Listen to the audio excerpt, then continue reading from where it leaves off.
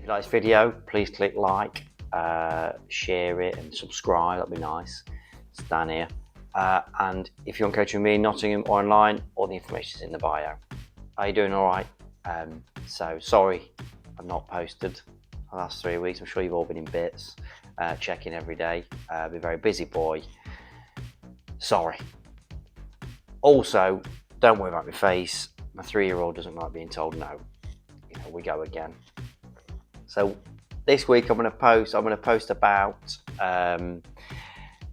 why players go into the pack, why they choose when to do it, and different philosophies on how to play. You'll see, because I think when I'm coaching, people say to me a lot, "Oh, my shot selection's not good. I think I'm breaking down because of my shot selection," as if there's some like one way to play, and there isn't. I mean, I've commentated loads on snooker players and obviously watched them down the years, and you see our players will go about things a bit differently.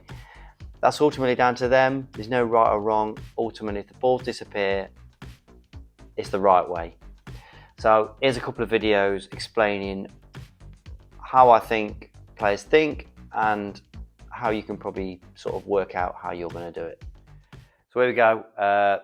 Infinite amount of situations can arise, but it's just a very simple one. In all these situations, when a player decides to go into the pack, the scoreboard will make a big impact on what they do. So what I mean by that is if a player is 50 in front, or they can get over the line whilst potting these reds without going into the pack, then they'll probably pick them off.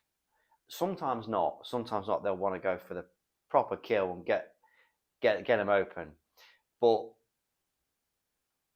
obviously, if you're behind, or basically you can make the maths and that you're going to need these reds at some point to try and win it in one visit.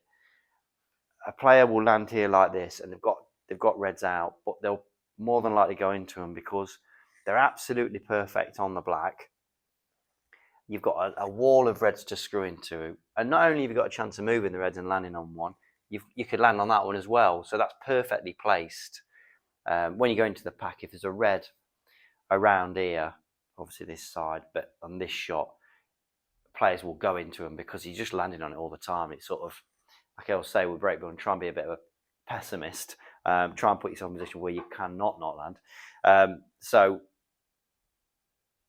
here, on this situation here, they're going to screw into that pack. Hopefully, I mean, you can land wrong. Sometimes you don't always land. It's a little risk, but it's a player that are assessing, and it's a risk worth taking. So hopefully they will try and do this. Got my special camera. Got to use it. And you get a nice close-up of the shot if it works. So there we go. Tracer left, screwing into the pack. And I've moved a few. I've not quite got into it as much as I could have done. But you see, I've developed a few reds. I'm starting to sort of, well, the pack's not there anymore. I'm on this red. I mean, this is about as bad as it could have landed, to be honest. I hit it all right, just didn't get the screw on. So there's an example there. Although I didn't play the shot that well, I'm still on a red. So it was a chance worth taking. And now I'm away more. I've got a chance to develop more off the pink. It's opening the game up for me. So that's an example there. A player will probably go into them when it looks like they don't need to. Right, trace of left, screw it into the pack. And there we are. Right, so here we go. So obviously that previous video, it's obvious why you would play that shot with the red near the hole. You screw into them, you're away. But with different players, we'll go about different things. And what I'm trying to explain to you, there's no right or wrong on how you go about it. I think it all boils down to the player and how they feel comfortable playing. But this is a situation. So a player will need to go into the pack at some point. I've landed absolutely perfect. Some players will take this opportunity to go into them. Some players will pick them off. So what are the pros and cons of either sort of philosophy, right? So if I pick them off, black, red, and move all these open reds out, and then get back on, get finally on the last red that's out in the open. I play on the black, but I don't quite get the angle to get into the pack. I'm in front more, but the frame isn't won. all the colours are on the spots. It's very easily for that, somebody to get in and make a clearance, especially at the higher up the levels you go. So you're always sort of walking that tightrope. But like I say, you're in front, you pop the black, you play safe, you're still in the frame, aren't you? Now, the other philosophy, what you see players do is they'll get like that, but they'll still screw into them there. And what that will do, it might open the frame up so they can win it in that visit. I'm more like that, to be honest. Oh, if I got there and I know I'd probably screw into them there. But again, there's no right or wrong, it's just how you feel, what you feel sort of happy with. So the pros and cons of this one, if you screw into them, you might get them open. But if you do screw into them, get them open, but break down, the counter is on. They don't have to move the reds, do they? So that's just a little insight to battle, or not battle, but the sort of the decisions that players are making.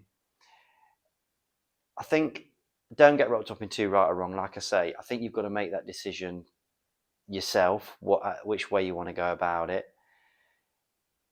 I think an easy way of looking at it, if you're a player that's got an incredibly good cue ball, that you can guarantee getting this perfect angle when you've moved all the reds, then yeah, maybe pick them off.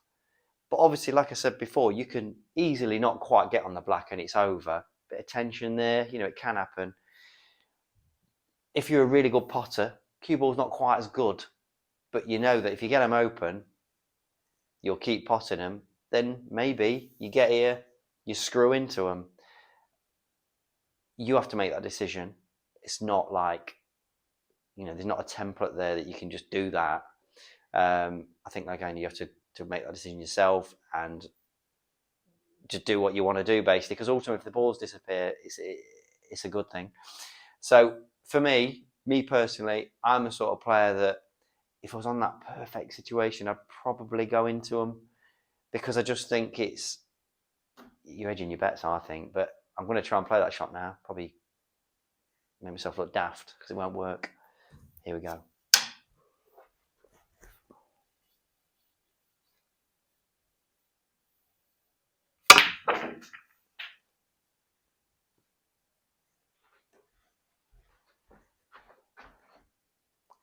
To be honest, I think that's about as bad as it could have gone. I've still got a shot in the middle. It's a bit smelly, but again, that's the chance I'm taking. Is it right or wrong? You decide. So there you go. As you can see, there's usually more than one way to go about it, but you have to make a decision on your game, how you're feeling at the time. How you're feeling at the time can make a big difference. If you're really edgy, or just get the balls in. Again, all these different things, the scoreboard, all these different things can sort of help you make that decision. So, remember that, you got to assess the situation. It's all right doing the right thing or playing the right shot because you've been told it, but if you don't feel comfortable with it, probably not worth going for it. There are situations definitely where there is a right shot, but it's rare that there's only one shot to play. You can usually sort of find a shot that you like, and if you like a shot, go for it. Hopefully that was all right. I will see you soon.